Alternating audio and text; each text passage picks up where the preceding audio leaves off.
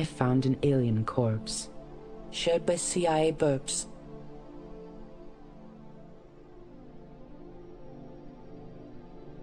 I stood in front of my mother's grave, staring down at the cold granite headstone. The engraved letters had faded with time. The grass had long ago covered the black soil of the gravesite. The clouds quickly passed overhead under a darkening sunset. "I know you never got to see it, Mom," I whispered as tears streamed down my cheeks. But I finally did it. I got clean. The only response was the hissing of the cool autumn wind across the cemetery. Blinking quickly, I wiped at my eyes. Through the haze of tears, I glimpsed something in the forest. The graveyard had a spiked, metal fence running along its perimeter. Immediately on the other side of the fence loomed dark pine trees and thick patches of pricker bushes. Beneath one shadowy tree stood a silhouette. It looked like a tall man in a black suit and dark sunglasses. His skin appeared chalk white, his body hairless and long. Though he was far away, I could just barely see a lipless mouth chattering, opening and closing in a superhuman blur. The rest of his body stayed as still as death. "Hello?" I yelled, taking a step toward the fence. "Are you okay?" I had never seen such a pale luster on a living person before. It was Eerie. I briefly wondered if the man suffered from some extreme form of albinism or vitiligo.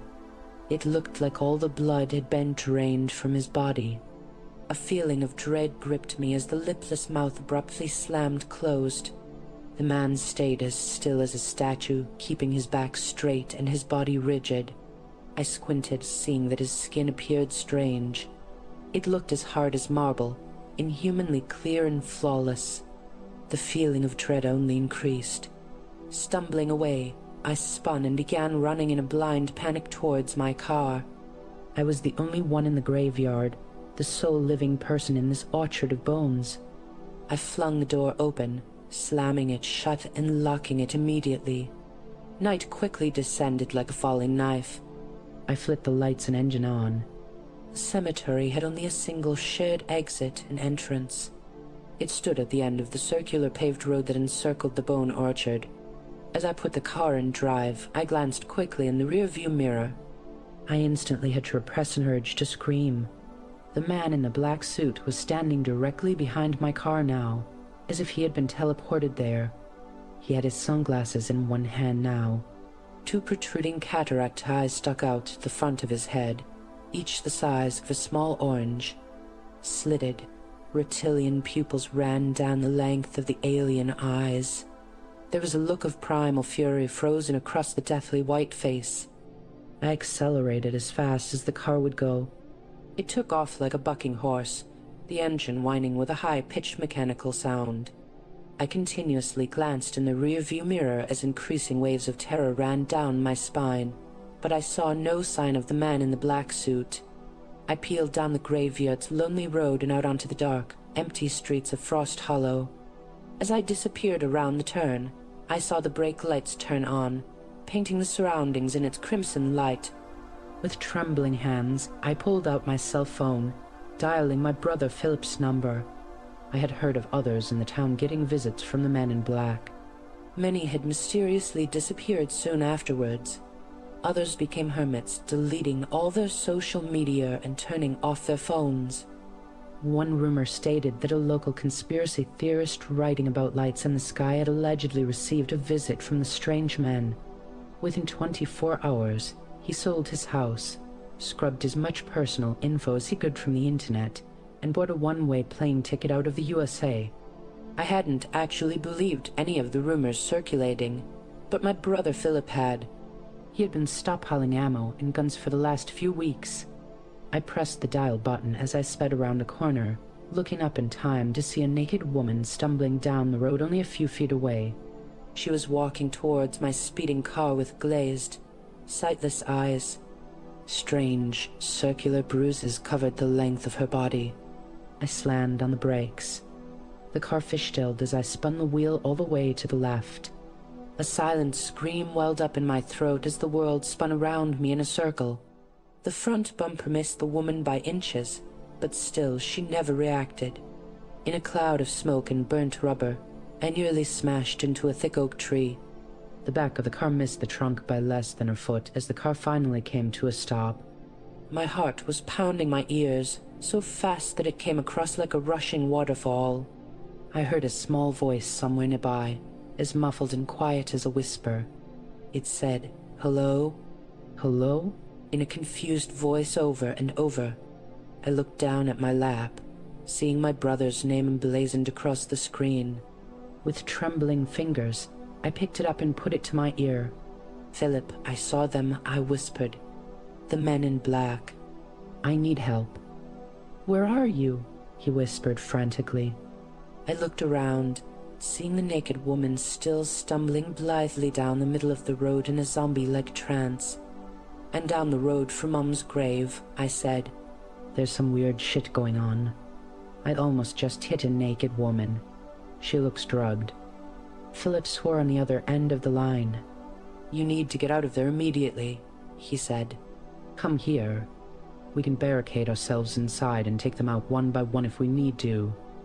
"I need to check on this lady," I said. "I can't just leave her here." "It's probably a trap," he said. "Oldest trick in the book, man. You just put a woman on the side of the road, make her look like she's hurt, and then, when someone stops to help, you rob and kill them. Remember Bonnie and Clyde?" "I'll call you back," I said, nervously looking around the car. I was stopped in the middle of the dark, empty street. The woman continued ambling forwards in eerie, zombie-like movements towards the cemetery. I slowly opened the door, expecting some sort of ambush, but nothing stirred. I crept out as quietly as I could, observing the woman. She was only a stone's throw away by this point. My headlights illuminated her naked back and legs. I called out above the screaming of the wind. "Hey, do you need an ambulance? You nearly got run over." I yelled. That was when I first noticed something was deeply wrong with her body. I saw dozens of thin strands poking out of her skin, black, spidery filaments half a foot long surrounded by angry red patches of inflammation. Circular black and purple bruises extended out, a roadmap of fresh injuries. I squinted, confused at what lay in front of me. With every step she took, the strands skittered and jumped, sharp insectile legs that snatched blindly at the empty air. As my words echoed eerily into the darkness pressing in on me, the woman's head jerked with a loud crack of bone. She froze in her tracks, her bloody feet leaving thin scarlet footprints. The skittering filaments seemed to move faster, whipping back and forth in widening arcs. Where they ate into the woman's pale flesh, clotted blood appeared in rivulets and drops, looking as black as onyx and as thick as maple syrup. Her head ratcheted to face me, her body spinning in quick, jerky movements. Her wide, unseeing eyes had started crying tears of black, clotted blood. They ran down her cheeks like polluted rivers. I instinctively backpedaled towards the car, groping blindly behind me but afraid to look away. I didn't know what this woman was capable of. Her mouth opened in a silent scream. Black sludge dripped down her lips and chin. She vomited a constant stream of it, slowly letting the fetid, rank fluids stain her chest and legs. "Fuck this," I cried, turning to sprint back into the open car door. I heard the sickening sound of wet flesh tearing, felt a spray of warm blood on my back and neck. I leapt into the driver's seat, slamming the door shut and locking it. I glanced up, my headlights still shining brightly down the street, but the naked woman no longer stood there. Her body lay on the street, discarded like a broken toy. Her chest stood open, the sharp points of bones stabbing upwards through a mass of clotted gore. Something black and spidery crawled upwards out of the pale, ripped flesh pushing itself up on dozens of long, thin legs. Like an infant from hell, it forced its way out of its mother. Its body reminded me of a jellyfish, round and curving with two enormous, white eyes bulging from the center. His skin gleamed like obsidian, glossy and black, still wet and shining from the fresh blood of its victim. Each of its legs looked about the height of a man. Its central body, whose only feature was its lidless eyes and two squirming tentacles, made it twice as tall. It stretched its stick-thin legs out with a cracking sound like grinding shards of bone. With the vents running in the car, a rank smell flooded in, like ozone and antifreeze. The strange, spidery jellyfish twisted its many legs, skittering forward straight at my car. Its skin rippled like the fabric of a kite, and a high-pitched keening emanated from its alien body, a sound like a siren rising and falling. I put the car in drive, accelerating at the creature. I saw it only feet away. I thought I would smash right into it and kill it, but at the last moment it leapt off the ground. The sharp points at the end of its many legs danced across the hood of the car with a scraping of metal. It ran over the windshield and hood, leaping behind me. I heard a sick, wet thud as I hit the woman's mutilated, ripped open corpse. I slammed on the brakes, spinning the wheel. I wanted to kill this thing before it reached town. I had no idea what it was, but I was determined to bring its eldritch life to a quick end. It had turned around as well. My heart leapt into my throat when I saw it blocking the road. Its two writhing tentacles intertwined into a knotted wet fist of gleaming muscle. It brought it down on my windshield as I accelerated toward it. I heard the glass shatter, felt something wet and hard as stone smash into my forehead. I saw bright stars and nearly blacked out, spinning the wheel and slamming on the brakes. I heard the rising keening of the siren-like wailing emanating from the shining black flesh of the creature. It rose and fell in eerie waves, sounding dream-like and distorted. Breathing hard, I felt warm blood trickle down my forehead. I raised my fingers to my temples. When I pulled them away, they gleamed brightly with scarlet droplets. The skittering steps of the strange, jellyfish-like creature became unfocused and random, like those of a baby deer. It fell across the middle of the road, its many sharp legs still twitching with manic energy. I took the chance, pressing the gas all the way down. The tires spun with the smell of burning rubber before sending me forward in a flash. The driver's side tire crunched over the lidless, dead eyes of the creature. I looked in the rear-view mirror, seeing a spray of blue blood and gleaming knots of gore spreading from the top of the creature's exploded head all the way to the edge of the pavement. Its many sharp black legs still skittered, jumping and twitching like those of a poisoned wasp. I put the car in reverse, running over it a second time. Breathing heavily, I got out, looking down at the alien monstrosity. It was still. The smell of antifreeze hung in the air, thick and cloying. The woman's body was not much better, between the jagged mutilation of her open chest and the crush injuries from the tires. Looking both ways down the road nervously, I opened my trunk, seeing an old trap I always kept tucked in there. Careful not to touch the creature's strange blue blood, I wrapped it up as best as I could, carrying it to the trunk. Its long, jointed legs hung over the edge. I pushed down hard, and with a sick cracking of alien bones, the still, black corpse folded up within the trap. I slammed the trunk shut, wiping my hands off on my jeans over and over. I got back in the driver's seat and pulled off, a victor with a world-shattering souvenir in his trunk. I felt like I was floating on cloud 9 as I turned the next corner, glad to get away from the dead body and the blue blood staining the pavement. I knew I didn't want to be anywhere close to here when the government caught wind of it. As my thoughts had manifested them, headlights descended down the street. With a rising sense of panic jumping into my throat, I took off down the street, hugging the tight corners with terrified precision. A massive black pickup truck appeared, slowly ambling past me. I sped across Frost Hollow towards Philip's house, excited to show him the evidence. Both of us had heard strange rumors around town for months, but no one had ever been able to prove anything demonic or extraterrestrial had caused it. I wasn't sure where this kind of creature came from, this demented parasite that ate its way out of the host's body, but I hoped the evidence of its corpse would be able to give us some answers. I constantly checked the rear-view mirror, nervously looking for sirens or unmarked black cars. Never in my wildest dreams could I imagine what the men in the black suits would actually show up in. By the time I pulled in the driveway, it was already pitch black across the whole of the town. I flung open the trunk, lifting the trap, holding the dripping, glossy corpse. The body was surprisingly light, no more than the weight of a small child. I had no trouble running with it in my arms, though the long, twisting legs made it somewhat awkward. I saw Philip's pale face peering out the front window, his eyes wide and surprised. A moment later, I heard the lock click and the front door swung open. "God damn, you made it," he whispered. His face was a mask of sweat. I pushed past him, leaving drops of blue blood behind me. Like breadcrumbs, they led back to the car, showing my trail. "Lock the door," I commanded, running to the bathroom.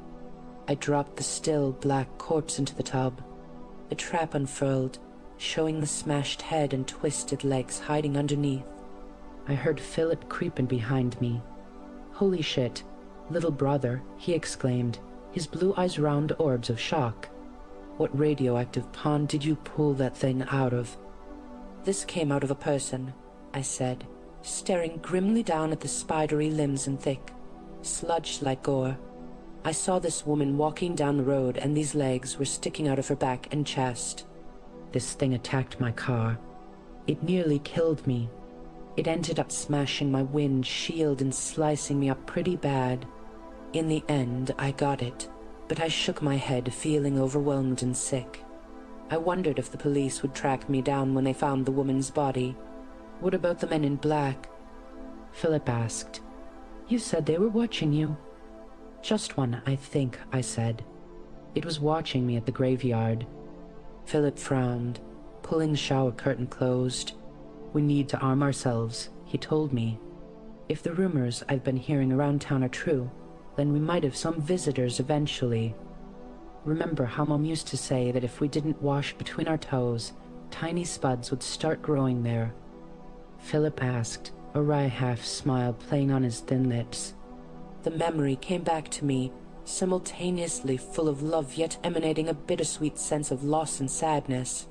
He handed me a shotgun and a box of buckshot. After reaching into the gun safe, he took out a large black rifle and slammed a magazine into the bottom. "I wonder if we should pour bleach on that weird corpse. It might have parasites or embryos that will start growing if not. We need to keep it in good condition," I said. "That's our only evidence for all the weird shit going on. For all we know, pouring chemicals on it could destroy it."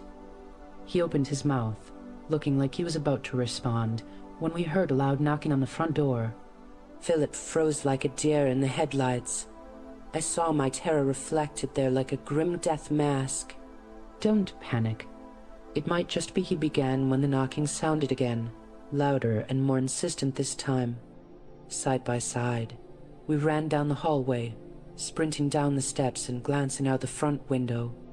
"Oh, it's just my neighbor," Philip said, relief washing over his face. I saw a tall, bearded man with a massive beer gut standing there. "What does he want, coming here at midnight?" I asked, glancing down at my watch. He just shrugged. "Let's see," he said, flinging open the door. There was a rippling in the air, like a mirage in a desert. The image of the greasy, bearded man dissolved in soft waves. Behind it, I saw 3 men in black suits wearing dark sunglasses. Their heads were hairless and pointed, their skin corpse white and inhumanly smooth. They had no lips, but they had painted on crude lips using lipstick. I saw no sign of any vehicle. We stared at each other across the no-man's land of the threshold. The one in front raised his long, twisted arms to his face, removing his sunglasses. 2 enormous eyes bulged from the pale, smooth sockets. His slitted, reptilian pupils rapidly constricted and dilated. "May we come in? I believe we have some issues to discuss," the man in front gurgled in a low, diseased voice. His strange, lidless eyes continuously bored into me, as focused and intense as lasers. "Don't let them in," I whispered to Philip. I don't know why, but I instinctively knew that if we invited these creatures inside, we would lose what little power we still retained in this situation. "If you're going to make this difficult, "We can make it difficult for you as well," the leader said, pulling a badge from his pressed suit. "We're investigating a hit-and-run that occurred earlier tonight." The two men in black in the back stood as still as statues, their impenetrable black sunglasses staying firmly affixed over their smooth, plasticity faces. "Then come back with a warrant," Philip snarled, still holding the rifle with an iron grip, his knuckles turning white with tension. "What agency do you even claim to come from?" The leader snapped his badge shut with a soft click. It disappeared back into his suit like a magic trick. "Mr. Leamington, I believe you have a quarter in your right pants pocket." "Please remove it for me," the leader said to Philip, the thin membranes of his eyes twitching and rippling, almost looking ready to burst. "What does that have to do with anything?" Philip asked. A faint, inscrutable smile played on the corners of the leader's painted lips. Confused, Philip reached into his pants. He frowned as he felt around, pulling out a quarter in his open palm. "How did you?" he asked, but the leader of the men in black cut him off. An increasing feeling of apprehension gripped me, though I didn't know why. "Observe the coin," he said, his pupils constricting and dilating faster. There was suddenly an overpowering smell of ozone, a barely perceptible whining. The quarter started changing colors, flashing a cold cyanotic blue, then a burning hot red. I watched in amazement as it disappeared into thin streamers of gray smoke. "Now imagine that was your heart or brain. Do I make myself clear?" "We will never let you inside," I spat at the group. The leader turned his swollen snake eyes to me. I instinctively took a step back, my face involuntarily revealing more than I intended. Philip nodded coldly, reaching out and slamming the door shut in their faces. Philip and I stayed close together, going around and checking every window and door. I wondered why they had asked permission to come in. Were they like vampires, creatures who couldn't cross the threshold until told to do so? I brought this up to Philip, who frowned with concentration.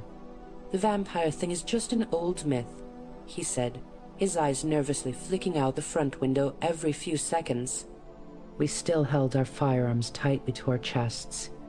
I checked the clock, seeing it was already past 3 a.m.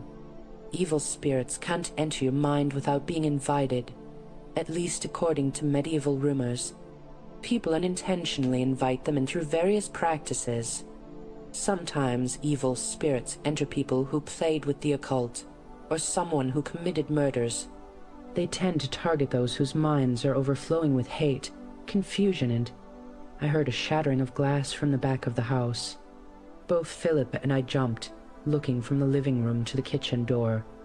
Our nerves were already frayed after hours of intense fear and concentration. "They're breaking in," Philip yelled, running to the back. I followed closely behind him, cradling the 12-gauge shotgun to my chest like a baby. I tried to take refuge in its cold metal presence. Philip flung open the kitchen door, revealing rising currents of flame and choking black smoke. The window above the sink stood smashed. As I stared in horror, I saw another Molotov cocktail arc gracefully through the air. It came through the window, the top of its filthy, oil-streaked rag sputtering with blue flames. The bomb hit the sink with a tinkling crash. There was a whoosh as the fire exploded across the far end of the room. "Run!" I screamed at Philip, grabbing his arm and jerking him backwards. He continued to stare at the flames with a hypnotized, unbelieving expression, watching as his house and everything he owned disappeared before his eyes. "Come out!" I heard the leader shriek in an electronically amplified voice. It sounded like it came from the back of the house, where the Molotov cocktails came from. Philip and I ran side by side to the front door. "Shit, what's that?" Philip said, pointing outside. I saw an enormous black pickup truck parked outside, its engine still running, its lights turned on. Two massive men with long, black beards and dark, glittering eyes stared daggers at my sedan, which was parked in my brother's driveway.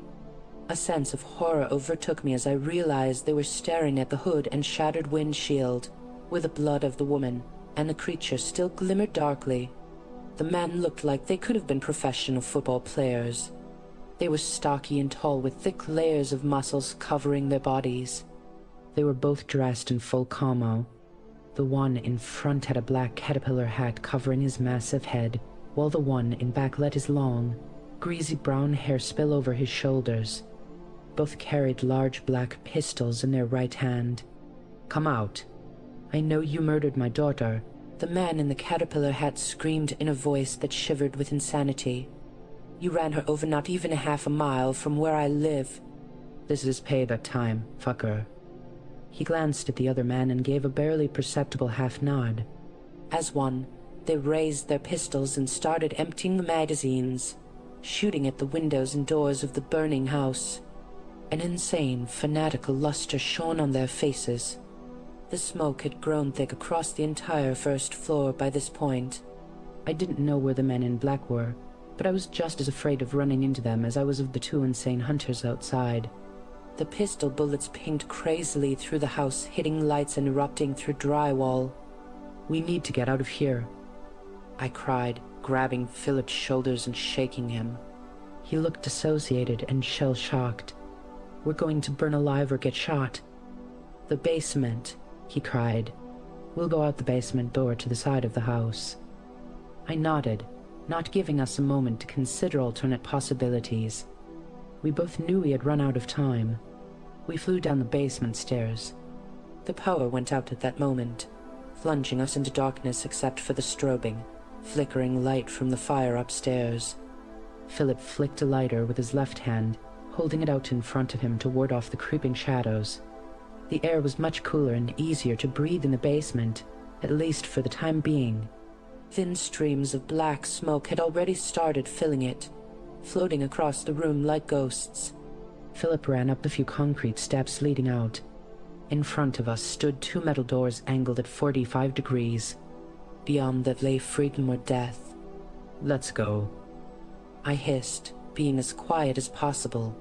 The crashing of burning cabinets and the hissing of the flames gave us some cover, but not much. Philip took a deep breath and then pushed the doors open. We looked out on the left side of the house, across the grassy lawn and towards the dark evergreens surrounding Philip's house. Nothing moved. "It's our only chance. We need to get to the forest and then we can find help," I hissed. He almost laughed at that. "Who would help us?" "The police. The government," he asked contemplatively. I just shook my head, pushing myself up and out of the basement. It was not an issue worth thinking about yet. I stumbled forward across the lawn as a harsh shout rang out behind me. I turned, seeing the two hunters in their camo jackets running around the side of the house. Philip was only a few feet behind me. "Kill them," the man in the caterpillar hat roared, firing his pistol at us over and over. The bullets whizzed past my head with terrifying cracks and whines. I spun, aiming the shotgun and firing. I heard an agonized scream through the ringing in my ears, but I dared not stop long enough to look back. The cover of the tree stood only a stone's throw away. I ran for it, hearing a few more bullets explode all around me, sending splinters of wood flying in every direction. Once I had made it to the cover of the trees, I glanced back, seeing Philip bleeding on the lawn, a bubbling bullet hole in his neck. I cried out, nearly running back to my injured brother. Sickening waves of regret and pain ran through my blood. The man with the long hair also lay on the ground, half of his face ripped off and spurting. I could see the ragged, blood-stained skull grinning behind that patch of mutilation. The man in the caterpillar hat noticed, kneeling down and whispering something to his friend. The men in black appeared by the road, each holding a long, silver gun attached to a square metal backpack. I quickly realized that these were flamethrowers. I had seen pictures of them before when they were used in Vietnam in World War II. These looked much more modern, but they were still the same in basic design. Philip's rifle lay by his side, his twitching fingers trying to reach for it. I raised the barrel of the shotgun, aiming for the man in the caterpillar hat. But the men in black beat me to it. The three of them stood side by side, their faces blank masks of nothingness. In unison, their metal flamethrowers ignited, throwing jets of concentrated flame 100 feet away like the attack of a fire-breathing dragon. The man in the caterpillar hat never knew what hit him. He had been focused on Philip when the flames ate him from behind. Philip saw it coming, though. With the last of his dying strength, he raised the rifle, pointing at the leader and firing. At the same moment, I opened fire, trying to stop these monstrous creatures. The leader fell as a bullet pierced his heart. White, shimmering blood leaked out, like the lubricating fluid of some strange, futuristic robot. It glimmered with rainbows like waste oil, twisting, morphing currents of color that danced and curved as more blood gushed out. He grabbed for his chest, falling forward silently in surprise. A rush of flame consumed Philip at that moment, covering his body like a blanket. By the time it receded, he had become little more than melted fat and ashes. In grief and loss, I kept firing until all the bullets in the shotgun were used up. I didn't realize, at first, that all 3 men in black lay dead on the lawn. The house fire had turned into an inferno by this point, rising up into the black sky. I stood alone at the edge of the forest, my brother dead. The evidence I had gathered would be nothing more than ashes as well by this point. As usual, we would not be able to prove the horrors occurring here to the outside world. I felt certain this was not the first time evidence had been destroyed in this town. In the silhouette of the blazing fire, I saw hundreds of glossy, black creatures, each no bigger than a baseball. They looked like the hellish parasite that had erupted from the woman's body, but in miniature. They crept out of the broken windows and flaming doors on jointed, spidery legs. In chaotic, random packs, they skittered across the lawn, disappearing into the thick woodlands and swamps of Frost Hollow. Thanks for watching. If you enjoyed this video, don't forget to give it a thumbs up and subscribe to the channel for more. Hit the bell icon so you never miss an update. See you in the next one.